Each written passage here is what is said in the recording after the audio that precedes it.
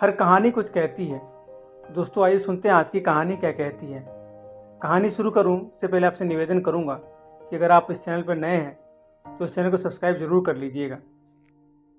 कौन बनेगा प्रधानमंत्री? एक दिन दरबार में तहलका मचा हुआ था। कारण था प्रधानमंत्री के किसी निजी कारण से 1 महीने के लिए छुट्टी पर जाना। अब इस बहुमूल्य पद की जिम्मेदारी इतने समय तक कौन संभालेगा, उस पर गंभीर चर्चा चल रही थी। और मतदान के बाद 2 नाम सामने आए, मुख्यमंत्री जी उर्फ सातिर मंत्री जी और हमारे प्यारे बीरबल, जो अब तक दरबार आए ही नहीं थे। तो सातिर मंत्री अकबर से कहता है कि देखा बादशाह अकबर, हमेशा की तरह आज भी बीरबल देर से ही आएगा। ऐसे गैर जिम्मेदार व्यक्ति को प्रधानमंत्री जैसा पद कैसे दे सकते हैं? अकबर कहते हैं बात तो तुम्हारी सही है, पर हो सकता है बीरबल किसी जरूरी काम में फंस गया हो। उधर बीरबल आराम से खर्राटे लेकर सो रहे थे। मंत्री ने फिर से कहा कि राज्य की सेवा से बड़ा और क्या हो सकता है। मैं तो कहता हूँ आप मुझे 1 महीने का प्रधानमंत्री बना ही दीजिए और देखिए मैं कैसे इस राज्य को ऊंचाइयों पर लेकर जाता हूँ। अकबर कहते हैं हम इस फैसले को ऐसे नहीं ले सकते हैं। मतदान में आपको और बीरबल को बराबर मत मिले हैं, तो अब एक ही रास्ता बचा है। मंत्री पूछता है कौन सा रास्ता? फिर क्या? बादशाह ने तुरंत एक खाली पेपर लिया और उसके पर कलम से कुछ लिखने लगे और फिर इस कागज को एक लिफाफे में डाला और कहा अब सब सुनो, ये पत्र मैंने अपने बेहद मित्र झुमरी तलैया के राजा झुमरू झुमरू के नाम लिखा है। तुम ये पत्र लेकर जाओ और बीरबल को देते हुए ये कहना कि इसमें जो लिखा है वही करना।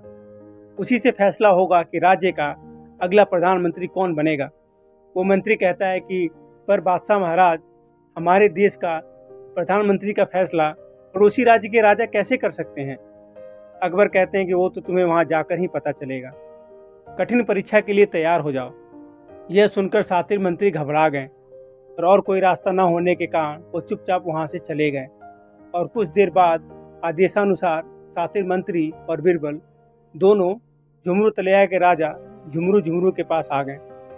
वहां पहुंचते ही दोनों ने राजा को नमन किया और लिफाफा निकालकर बादशाह के हाथ में सौंपते हुए कहा कि उन्हें वही करना है जो इस पत्र में लिखा है।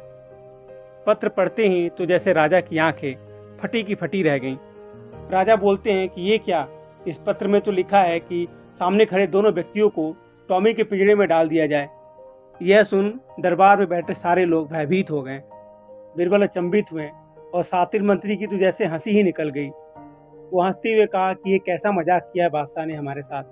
भला हमें किसी कुत्ते के पिंजरे में डालकर क्या हासिल होगा? बुलाओ उस टॉमी को, हम भी तो देखें क्या भला है ये टॉमी।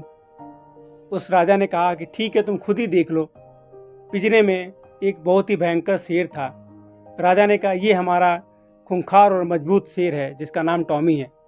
मंत्री देखकर घबरा गया। उसने कहा ये कैसे हो सकता है? जरूर आपको पढ़ने में कुछ गलती हुई होगी। बीरबल ने विनम्रता से कहा क्षमा कीजिएगा महाराज, पर क्या मैं वो पत्र एक बार देख सकता हूँ? राजा झुमरू ने वो पत्र बीरबल को सौंपा, जिसे पढ़ बीरबल भी चौंक गए और बोले देर से आने की इतनी बड़ी सजा? दूसरा मंत्री बोल पड़ा अरे पर मैं तो हमेशा वक्त पर आता हूँ, अधिक समय तक भी रुकता हूँ, फिर मुझे क्यों मिल रही है ये सजा? उनकी बातें सुन सामने वाला राजा बोला मैं यह सब नहीं जानता हूँ। अगर बादशाह अकबर का ये आदेश है तो मुझे ये पालन करना ही होगा। वो सिपाहियों से कहता है कि आज शाम सूरज ढलने के बाद इन दोनों को टॉमी के पिंजरे में डालने की व्यवस्था की जाए। तब तक ये कहीं भागे ना, इसके लिए इन दोनों को बांधकर काल कोठरी में रख दो। फिर क्या था, राजा झुमरू के कहे अनुसार बीरबल और सातिर मंत्री को बांधकर काल कोठरी में डाल दिया गया। पर वहां रहकर उनको चैन कैसे आता? आखिरकार आज उनकी जिंदगी का सवाल था। और तो और आज बीरबल के दिमाग में कोई युक्ति नहीं आ रही थी। उन्होंने भी अपनी बुरी किस्मत को स्वीकार लिया था।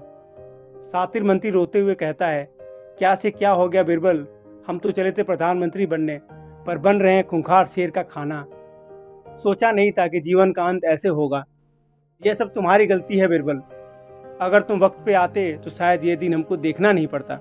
अब मेरी आखिरी इच्छा ये है कि वो तुम्हें पहले पिंजरे में डाल दें, ताकि मैं टॉमी को तुम्हारा शिकार करते हुए देख सकूं और मेरी आत्मा को मुक्ति मिले। यह सुन तो बीरबल को जैसे दिमाग में बत्ती जल गई। उसको कुछ आइडिया आ गया और उन्होंने खुश होकर कहा, वाह क्या बात कही आपने मुख्यमंत्री जी, हमें इस मुसीबत से छुटकारा मिलने का उपाय मिल गया। मुख्यमंत्री पूछता, वो कैसे? बीरबल कहते हैं, अब आप मेरी बात ध्यान से सुनिए। जैसे ही हम पिंजरे के पास जाएंगे तुम ये कहना। और फिर बीरबल ने सातिर मंत्री को पूरी योजना समझाई और उसी के साथ कुछ देर में सूरज भी ढल गया। उन दोनों को कैदियों की तरह बांधकर शेर के पिंजरे के सामने लाया गया। भूखे शेर की दहाड़ सुन सारा मंजर सहम गया, पर बीरबल ने शांत होकर कहा, बादशाह अकबर का शुक्रिया, उन्होंने मुझे इस लायक समझा। चलिए मुझे पहले इस पिंजरे में डाल दीजिए। मुख्यमंत्री कहता है, अरे वाह, ऐसे कैसे तुम्हें डाल दें? सबसे पहले पिंजरे में मुझे डाला जाए। बीरबल कहते हैं, नहीं मुझे डाला जाए। मुख्यमंत्री कहता है, नहीं पहले मैं जाऊंगा। यह सुनकर तो सारे के सारे अचंभित हो गए। राजा ने यह सब देखकर कहा, अरे ये क्या, तुम दोनों पहले खाए जाने के लिए इतने उतावले क्यों हो रहे हो? फिर बीरबल ने कहा, वो दरअसल बात ऐसी है कि भी मुख्यमंत्री बीच में टोक पड़ता है, मत बताओ बीरबल, नहीं तो सब काम गड़बड़ हो जाएगा। बीरबल कहते हैं, मुझे बताने दीजिए मंत्री जी, इस राज्य का राजा बनने के लिए मैं कुछ भी कर सकता हूँ। यह बात सुन राजा झुमरू तो चौंक गए और उन्होंने पूछा, क्या मतलब इस राज्य का राजा? हमें साफ साफ बताओ, वरना अंजाम और भी बुरा होगा। फिर बीरबल कहते हैं कि दरअसल बात यह है कि कल शाम हमारे राज्य में एक बेहद ज्ञानी ज्योतिष आए थे। उन्होंने दोनों की कुंडली देखकर कहा कि अगले जन्म में हम दोनों के भाग्य में राजयोग है। परंतु समस्या ये थी कि हम उसी राज्य के राजा बन सकते थे जहाँ हमारे प्राण जाएंगे, और बादशाह अकबर कतई नहीं चाहते कि उनके वंश के सिवाय कोई और उनके गद्दी पर बैठे। बस इसीलिए उन्होंने हमें यहाँ भेज दिया।